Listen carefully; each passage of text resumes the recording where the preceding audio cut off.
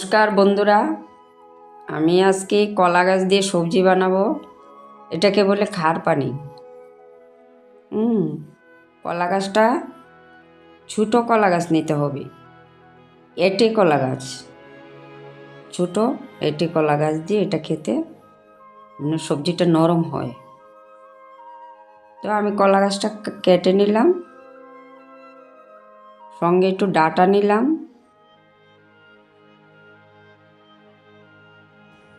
পাত্র নিলাম, পাত্রে একটু জল দিলাম পরিমাণ মতো একটু মুসুর ডাল নিলাম। ডালটা দেব, ডালটা ভালো করে ধুয়ে তারপরে পাত্রে দেব। এখন ডাঁটাটাও দিয়ে দেব,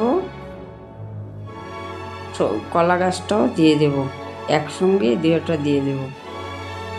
পরে একটু সোডা দেব, পরিমাণ মতো সোডা দিব। সোডা দিলে এখন এটা ধুয়ে পাত্রে দিয়ে দেব। একটু সোডা দিলে ভালো হয়, মানে সবজিটা নরম হয়ে যাবে, একদম তুলতুলে নরম হয়ে যাবে, খেতে খুব স্বাদ হয়, সবজিটা একদম নরম হয়ে যাবে। আমাদের ত্রিপুরা তো পাহাড়ি অঞ্চল, পাহাড়িরা এসব পছন্দ করে বেশি। তো আমরাও একদিন রান্না করে খেলাম, দেখি না খুব টেস্টি হয়, হয়তো তেল মশলা কম দিয়ে রান্না খুব স্বাদ হয়। এটা খেলে স্বাস্থ্যের পক্ষেও খুব ভালো। তাই আমরা এটা বৃষ্টির দিন আসলে পরই এটা আমরা রান্না করি। ঠান্ডার মধ্যে খেতে খুব ভালো লাগে, বৃষ্টির মধ্যে খেতে খুব ভালো লাগে। একটু আদা কাঁচা লঙ্কা থেতু করে এটাতে দিয়ে দিলাম। তারপর পরিমাণ মতো একটু ধনে দেব, আর একটু নুন দিলাম। নুনটা আগে দিতে ভুলে গেছি, যাই হোক কিছু হবে না, নুনটা দিলাম। এখন পরিমাণ মতো একটু জিরের গুঁড়ো, ধনের গুঁড়ো, যদি আপনারা বেশি খান মশলা তাহলে বেশি দিতে পারেন। এই সবজিতে মশলাটা কম দিলেই ভালো হয়। মশলাটা খুব মানে একদম পরিমাণ মতো কম দিলেও কিছু হয় না, খুব স্বাদ হয় খেতে।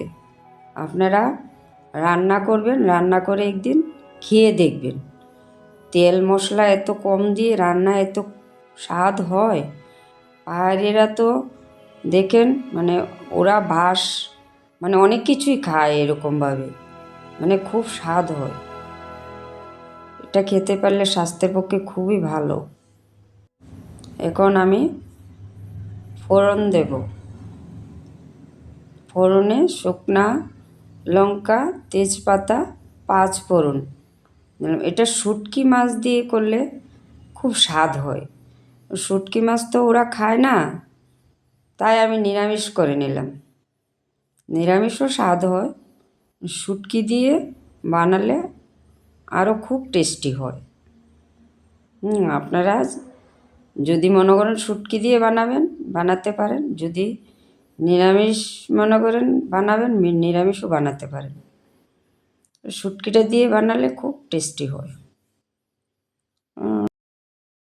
এখন আমার সবজি রেডি হয়ে গেছে, কলা গাছের খার পানি। আপনারা বানাবেন, বানিয়ে খেয়ে দেখবেন,